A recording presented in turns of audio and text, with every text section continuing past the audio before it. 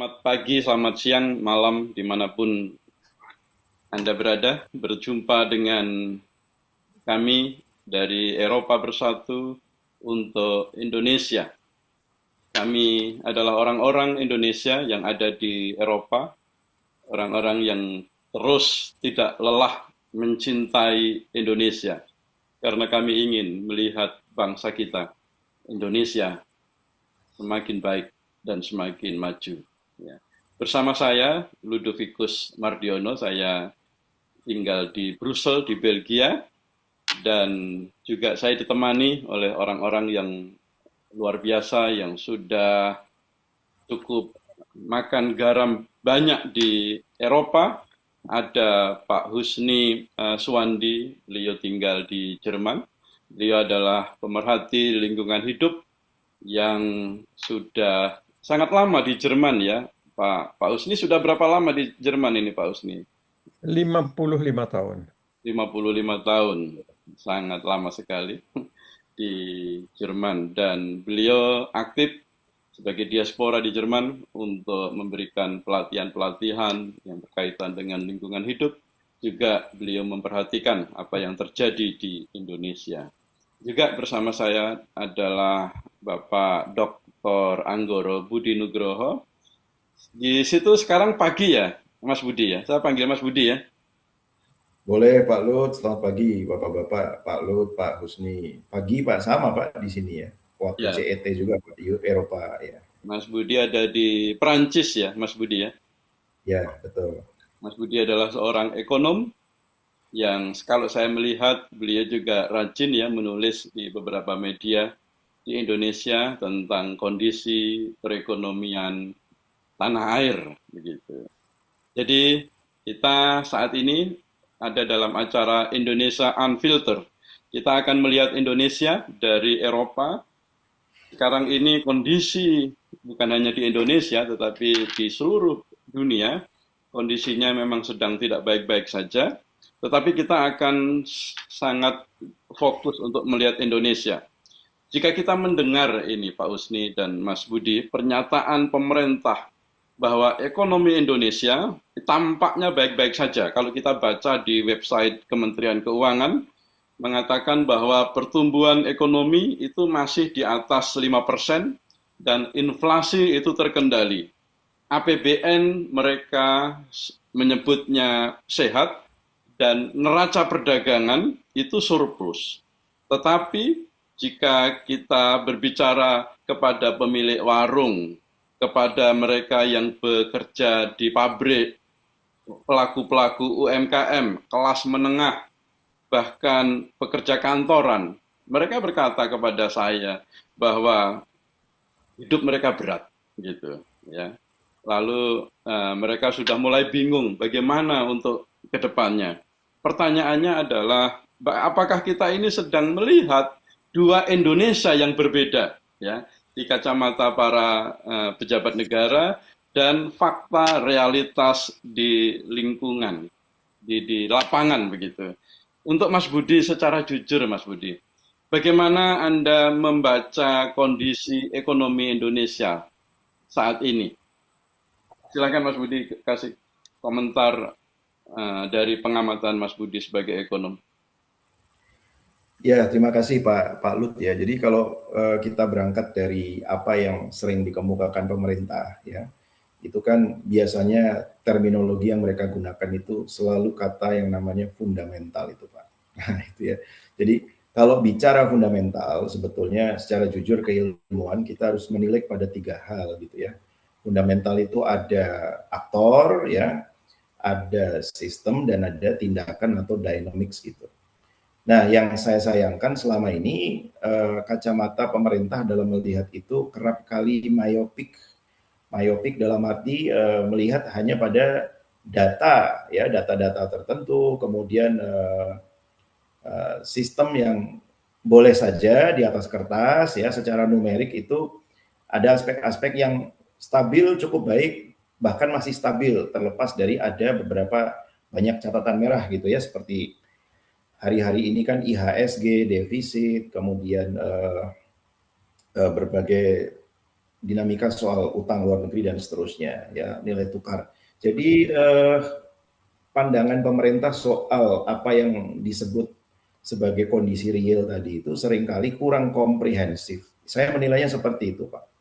Ya, jadi jangan hanya melihat pada data hitam di atas putih secara numerik di atas kertas gitu ya. Tapi juga harus melihat kenyataan ya, aspek real ekonomi, ada yang nominal, ada yang real ya. Makanya upah, ada yang upah nominal, ada upah real. Kalau dibandingkan inflasi namanya upah real. Nah, jadi ada catatan. Cara pertama, skop cara melihat pemerintah sendiri terhadap kenyataan ekonomi di masyarakat seringkali kurang komprehensif. Jadi misalnya datanya baik, tetapi aktornya tidak dipercaya. Nah itu banyak Pak, ya kajian-kajian ilmiah. Ya ekonomi Brazil di era sebelum Lula karut marut ya, juga Italia di era Perdana Menteri Berlusconi itu banyak yang baik, tetapi orang tidak percaya pada Berlusconinya gitu. Jadi data-data numeriknya baik, tetapi sistemnya dianggap baik, kelihatannya aman, ya semua orang belanja. Seperti kata Pak Purbaya, saya ke pasar aman kok gitu ya. Padahal bukan lihat ramenya, ya. Yang dilihat itu omsetnya, salesnya, revenue-nya, ya net net marginnya masih bagus apa enggak dan lain sebagainya, profitabilitas. Jadi jangan lihat yang ada di atas kertas, tapi lihat juga aktor. Kemudian lihat juga dinamika. Nah, yang kedua, tanggapan saya terakhir adalah kalau pertanyaannya itu, ya di ekonomi ada yang dikenal sebagai ekonomika persepsi, Pak. The economics of perception. Ya, jadi misalnya bahasa mudahnya sudah mah keadaannya ada yang mengandung catatan merah, ya karena tidak komprehensif. Dari segi persepsi juga pasar market lari lebih dulu daripada kenyataannya, begitu. Ini jauh lebih berat karena kalau sudah masalah persepsi orang bicara soal sentimen, soal kepanikan, soal ekspektasi yang sifatnya psikologis dan subjektif. Jadi seringkali persepsinya lari lebih dulu dari kenyataannya. Jadi Mas Budi, persepsi itu kan tentu tidak satu ya. Lalu persepsi itu kan tergantung siapa yang melihat, yang mempersepsikan begitu kan. Nah, kalau Mas Budi lihat ini, apakah ekonomi kita itu benar-benar kuat saat ini? Jadi persepsi Mas Budi ini, atau ada masalah yang belum terlihat di dalam angka-angka resmi pemerintah yang tadi saya utarakan itu? Kalau kita bicara persepsi kan kita bicara aktor ya Pak, subjeknya ilmu ekonomi itu manusia gitu. Ini yang kerap kali pemerintah yang tentu kita cintai bersama-sama ya, kita banyak kasih support, masukan, pengingatan kepada mereka ya. Aparatur seperti Pak Purbaya ya, saya masih melihat nada tone mereka dalam membaca situasi itu bersifat sangat mekanis begitu. Padahal aktornya ilmu ekonomi itu manusia Pak, ya manusia bukan mesin gitu. Jadi kita nggak bisa seperti saya ambil contoh kebijakan di awal beliau itu ya ambil dari SAL 200 triliun kemudian disuntikkan ke dalam sistem dengan harapan likuiditas naik. Kalau likuiditas naik, bank punya fleksibilitas lebih besar untuk menyalurkan kredit ya. Saya pernah ngomong di liputan 6 itu kalau saya nggak salah, ada penurunan kredit yang cukup masif, bisa berkontribusi pada investasi dan lain sebagainya. Padahal masih ada dana undisbursed loan sekitar 2.000 triliun lebih di situ di sektor perbankan. Artinya kan itu tidak diperlukan ya. Pak Purbaya membaca dengan kacamata mekanis, kalau likuiditas dinaikkan 200 triliun ya maka absorpsi kredit akan meningkat, investasi juga akan naik. Makanya ketika beliau dilantik, Pak Purbaya bilang ekonomi Indonesia akan cerah 3 bulan bersama saya. Nah, jadi simplifikasi masalah, melihat ekonomi seperti mesin, ya ini aliran ekonomi neoklasik seperti itu. Padahal aktornya ekonomi itu manusia.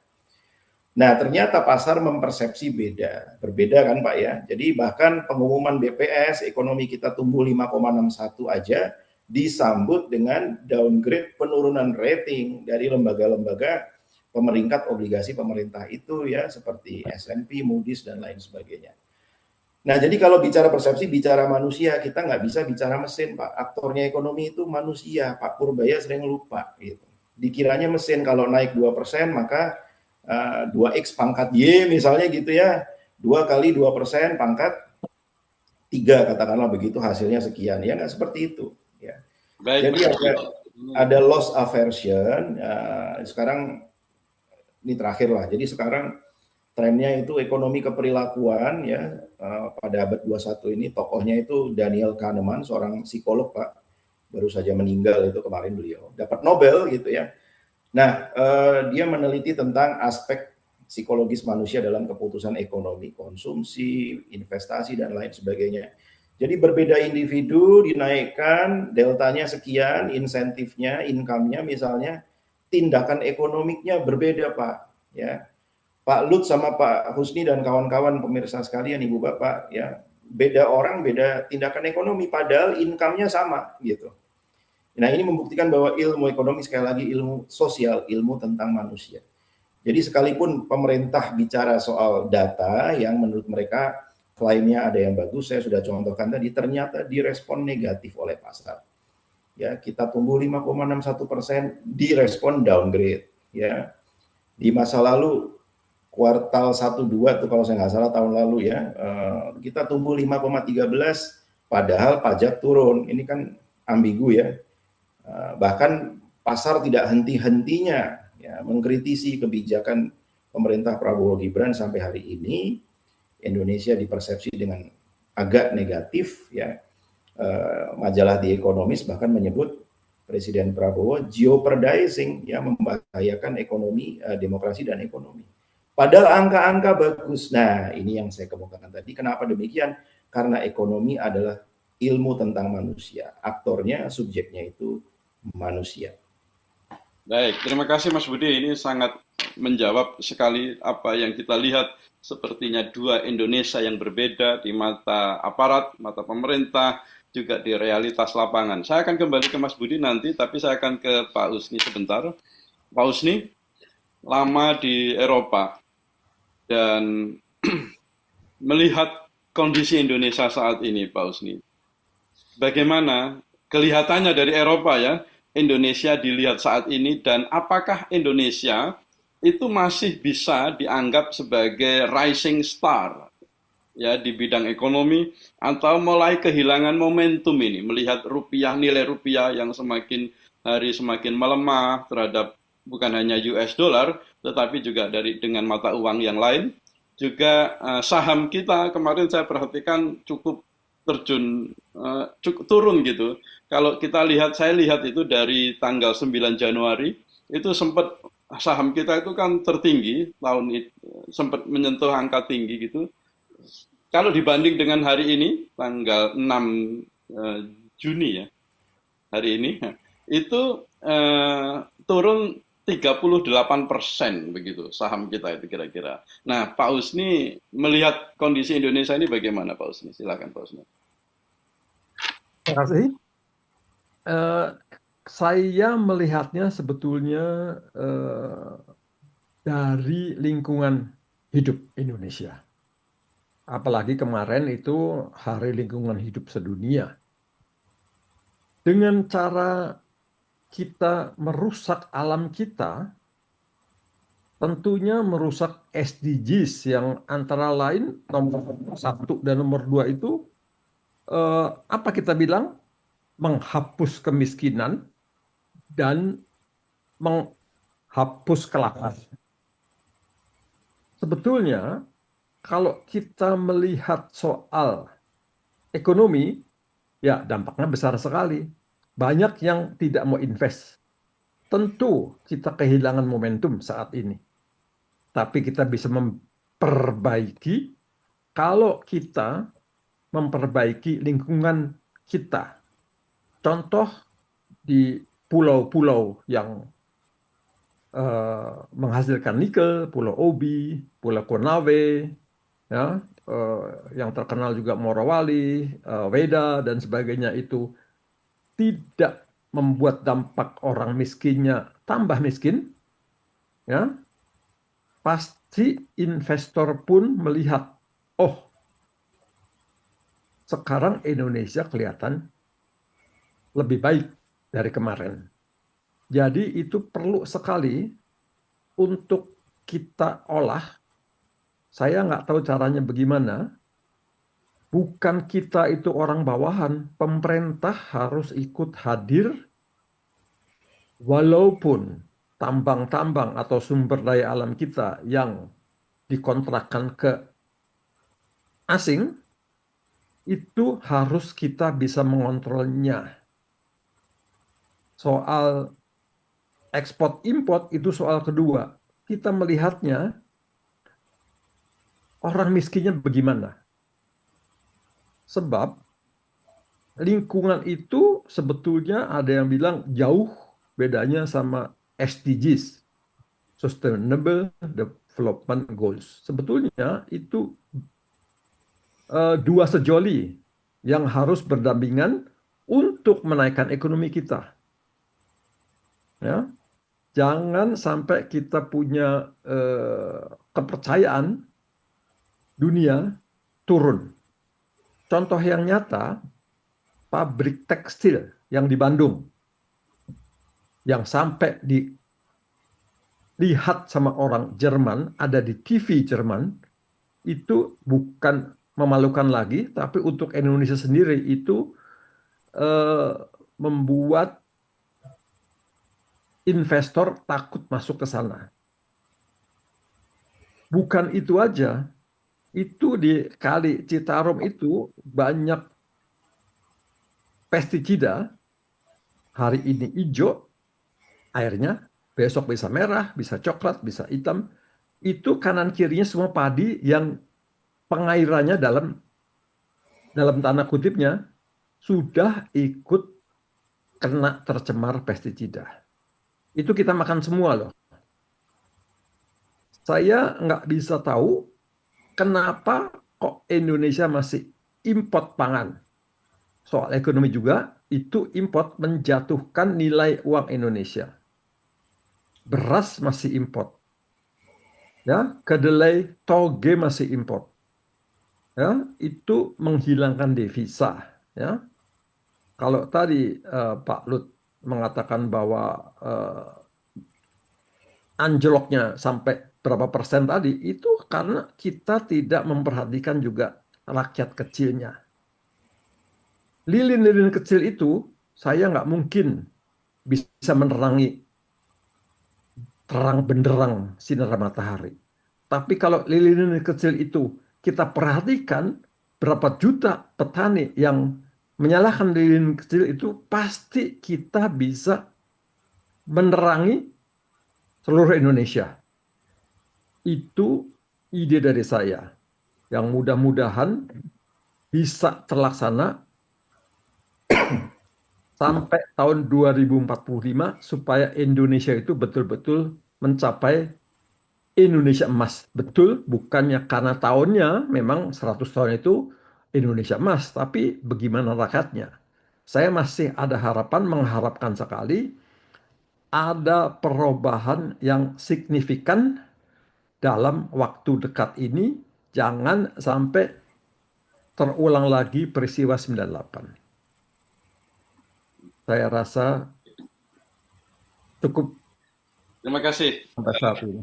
Pak Husni. Ini barangkali yang luput untuk diperhatikan oleh pemerintah kita, bahwa kondisi atau keberadaan lingkungan di satu negara, satu kota itu sangat mempengaruhi dan berdampak akan kualitas ekonomi negara itu. Dan saya jadi ingat kalau bicara lingkungan itu, ingat film yang sedang viral hari ini di Indonesia, itu Pesta Babi. Saya sudah nonton itu dan memang itu perlu dibahas itu secara khusus bagaimana kondisi lingkungan yang ada bukan hanya di Papua tetapi juga di bagian-bagian Indonesia yang lain. Baik, saya akan kembali ke Mas Budi. Kalau ekonomi itu tumbuh ya 5,61% ya tadi itu ya. Lalu mengapa banyak rakyat itu curhat dan merasakan bahwa mereka itu susah hidupnya, daya belinya melemah. Lalu sekarang katanya saya dengar pasar-pasar kok sudah mulai sepi ya, pedagang-pedagang mulai mengeluh malahan gitu. Kalau kata Pak Purbaya tadi pasar masih ramai, tapi beberapa teman saya mengatakan pedagang mengeluh ini pendapatan mulai turun dan di beberapa kota terjadi PHK dan ketidakpastian pekerjaan. Lalu kelas menengah mulai menurun juga, itu fakta, dan UMKM itu beberapa banyak bahkan kesulitan untuk bertahan. Dan generasi muda itu semakin sulit untuk mendapatkan rumah. Jadi banyak yang harus tinggal dari kontrakan satu ke kontrakan yang lain. Pertanyaannya begini, Mas Budi, apakah pertumbuhan ekonomi yang kita rayakan ya, yang di 5,6% ini, selama ini benar-benar dinikmati oleh masyarakat luas? Atau siapa yang menikmati pertumbuhan ekonomi ini? Apakah ada yang tertinggal di belakang, left behind dari pertumbuhan ekonomi ini? Dan apakah Mas Budi melihat ada kesenjangan yang melebar di sini? Ya, angka 5,61% itu kan sebetulnya rilisan BPS ya, Pak Lut ya.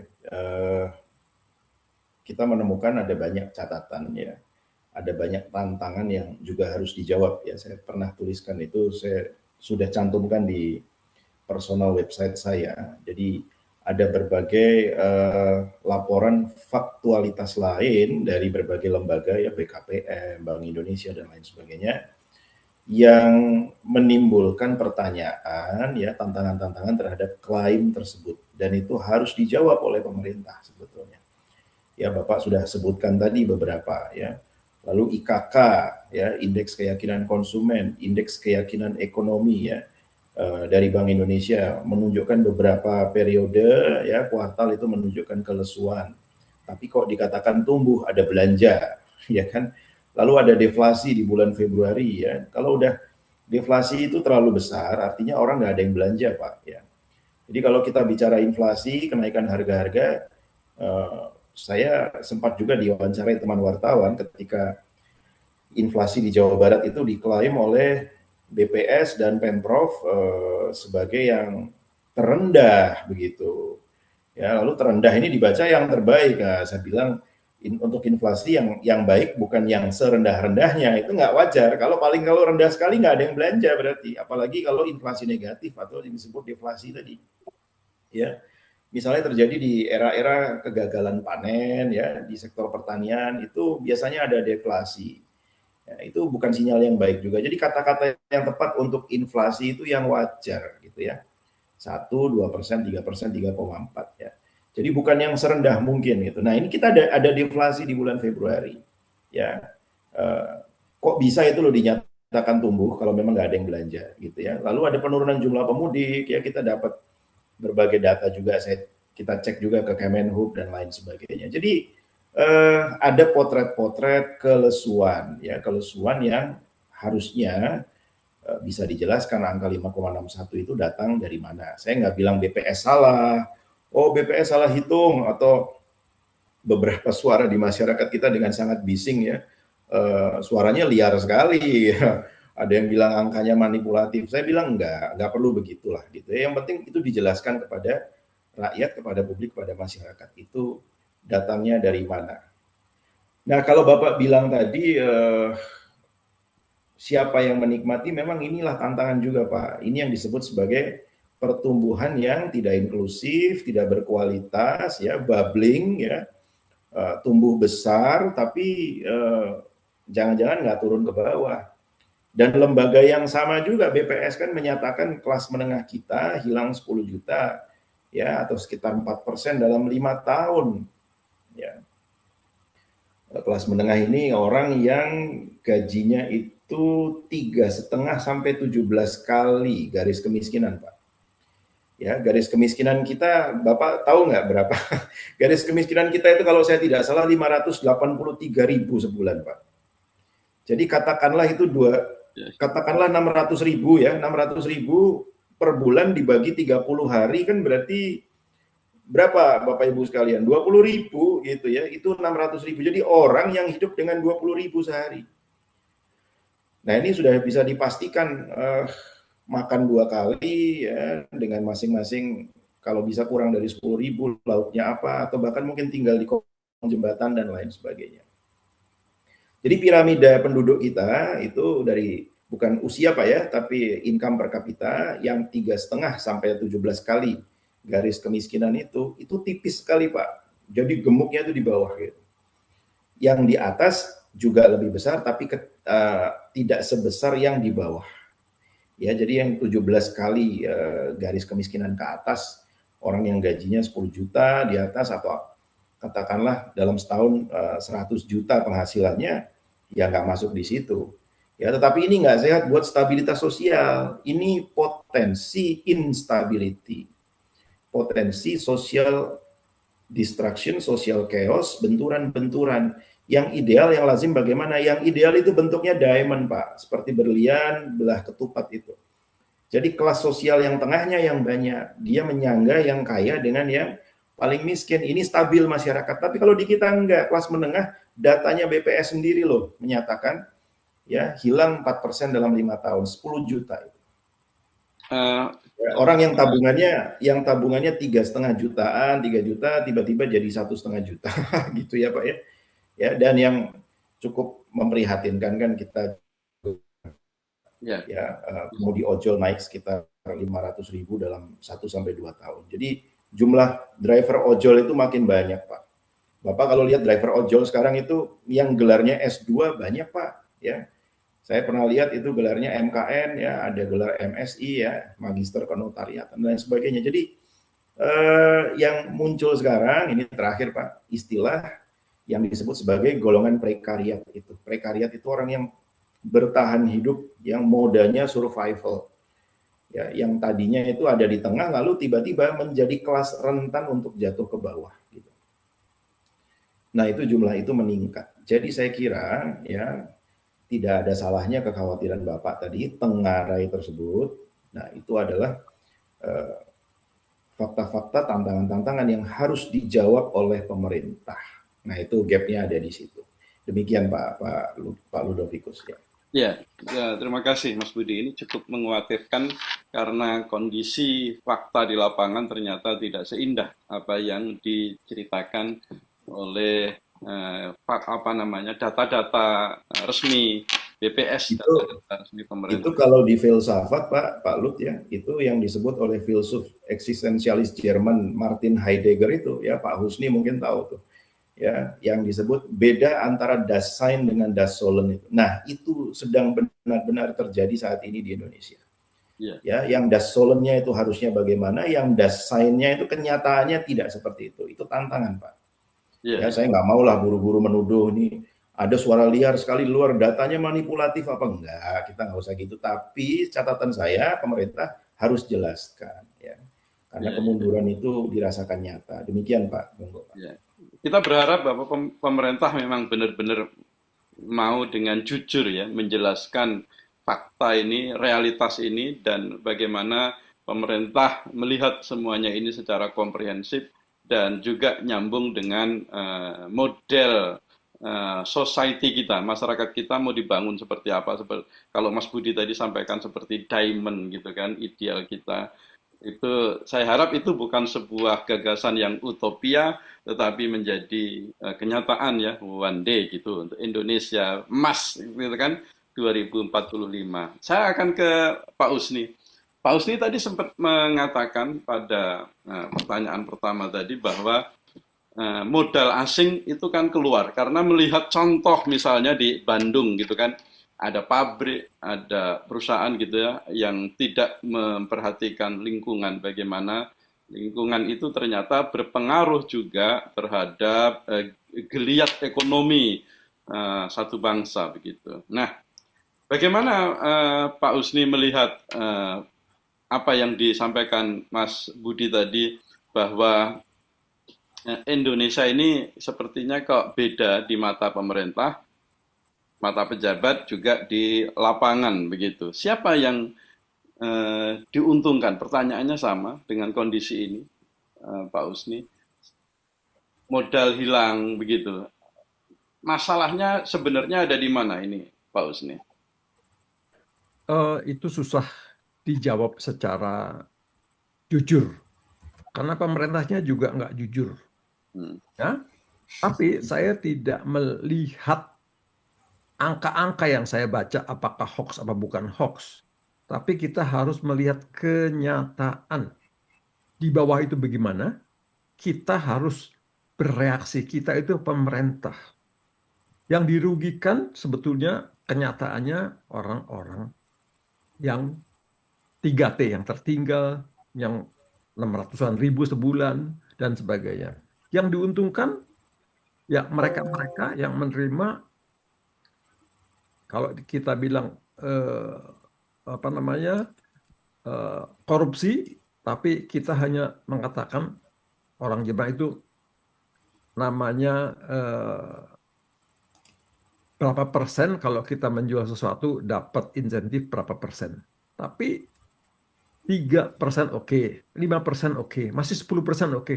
Tapi jangan sampai 100, 200, 300% gitu loh. Jadi mereka yang diuntungkan, kalau yang di bawah itu tertindas, ya, yang diuntungkan ya mereka-mereka lah. Jadi pemerintah harus tegas, eh, kita itu mau dibawa kemana. Kalau soal UMKM, kita lihat berapa sih penghasilannya. Kemarin ada desas-desus, mungkin juga nyata, di atas 6 juta akan dikenain pajak. 6 juta itu baru hidup, bisa hidup bener. Padahal UMKM itu nggak selalu segitu. Ya. Jadi kalau kita memikirkan itu berarti APBN kurang, rakyat kecil lebih ditindas. Ya, susah sekali. Sebetulnya kita punya, balik lagi ke lingkungan, punya sumber daya alam yang berlimpah. Pemerintah harus apa namanya, konsentrasi ke jurusan sumber daya alam. Kenapa masih dikasih ke asing atau asing? Ya, itu kita tidak mengambil keuntungan, kita hanya dapat royalti. Kalau kita nulis buku, royalti itu berapa persen? Ya, kenapa kita nggak olah sendiri? Balik lagi ke SDGs. Kita nggak bisa ngolah sendiri, atau nggak boleh, atau nggak mau. SDGs nomor 4 itu pendidikan paling penting. Kok dipangkas 30%, sepertiga hilang untuk MBG? Sebetulnya orang-orang yang miskin itu tidak semuanya bodoh. Dia tidak ada kesempatan untuk belajar, untuk mendidik diri sini, untuk belajar untuk kemajuan bangsa kita. Sebetulnya kalau ini diperhatikan, Indonesia pasti maju. Ya. Indonesia menuju Indonesia emas betul-betul. Jangan sampai menjadi Indonesia cemas. Itu dia. Makanya susah ya kalau kita melihat siapa yang diuntungkan. Kebanyakan kita bisa melihat mereka-mereka yang dirugikan banyak. Yang 3T ini termasuk orang-orang yang perlu diperhatikan supaya Indonesia itu bisa mendapat lapangan kerja banyak. Ya. Jangan sampai seperti pabrik karet bisa pindah dari Kerawang itu ke luar, karena di sana ditawarin tanah, perlu apa ditawarin orang kerja, yang bisa apa dicariin sama pemerintahnya. Kenapa Indonesia nggak begitu?